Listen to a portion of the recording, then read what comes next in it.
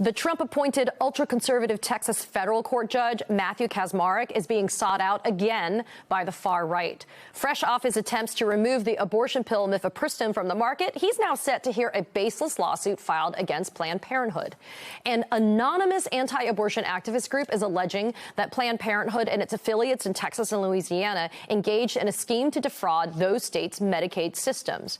If found liable, Planned Parenthood could be ordered to pay up to $1.8 billion in fines and penalties, which would ultimately bankrupt Planned Parenthood Federation of America, which unites the local affiliates, and would also end up eliminating the affiliates in Texas and Louisiana. Joining me now, senior correspondent at Vox, Ian Millhiser. Ian, before we go into this lawsuit, just really quickly, I want to ask you, what are you hearing from your sources about this tentative debt ceiling deal? Yeah, I don't know that I'm hearing anything that hasn't been publicly reported, but it looks likely it's going to pass. You know, there are always going to be some nuts in the Republican caucus who won't be satisfied unless they get to personally take the cereal bowls away from hungry, poor children. But even Jim Jordan, who's kind of a thought leader within the Freedom Caucus segment of the GOP, has said some favorable things towards this deal. So ultimately, I think it's going to pass. Ian, I appreciate that. So let's kind of really pivot and go into detail about the claims made in this lawsuit from your reporting for Vox. And I want to actually read this quote for our viewers here from your piece. In 2015, Louisiana attempted to terminate Planned Parenthood as a state-approved Medicaid provider, meaning that it could no longer provide health services to Medicaid patients and be paid for those services by the state.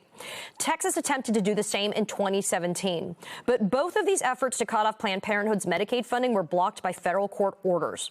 And so Planned Parenthood clinics, and this is what's important, right? These Planned Parenthood clinics in Texas and Louisiana continued to operate as normal while those court orders were in effect. Ian, this new lawsuit, it's basically saying that if you comply with a court order, a federal court order, that you're guilty of defrauding those states' Medicaid programs. Why isn't the plaintiff in this case already looking at Rule 11 sanctions for bringing a frivolous and baseless lawsuit? Yeah, I think if this case were being heard by virtually any other judge, it would have gone. It would have been dismissed on what's called a motion to dismiss by now. The reason this lawsuit is still going is Matthew Kacsmaryk. You know, it is before this virulently anti-abortion judge, the same judge who tried to ban mifepristone. Again, the plaintiff's legal theory here is that Planned Parenthood broke the law when it complied with a federal court order, and that Planned Parenthood should be forced to pay back not just money for services it already provided to Medicaid patients, but ludicrous amounts of penalties. You know, the penalties are many times greater than the actual amount of money that Planned Parenthood collected here. So this is just really an attempt to go after this organization that obviously anti-abortion groups don't like, and to use the fact that they have this very anti-abortion judge to try to get that result.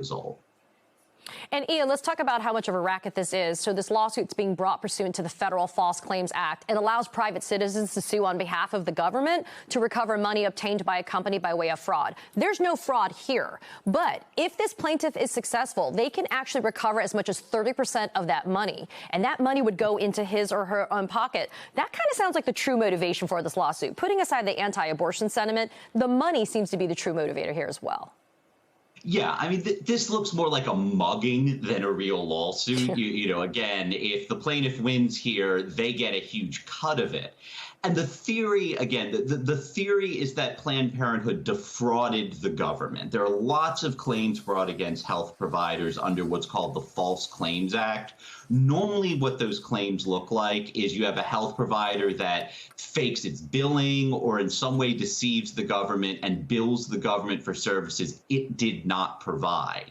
In this case, everyone agrees Planned Parenthood billed the states of Texas and Louisiana for services it actually provided to patients. The only thing that's different from any regular case is that Texas and Louisiana wanted to kick Medicaid out of its program. It wasn't able to because it was under a federal court order. And now this lawsuit claims that because that federal court order was eventually lifted, that retroactively Planned Parenthood owes all this money for services it already provided.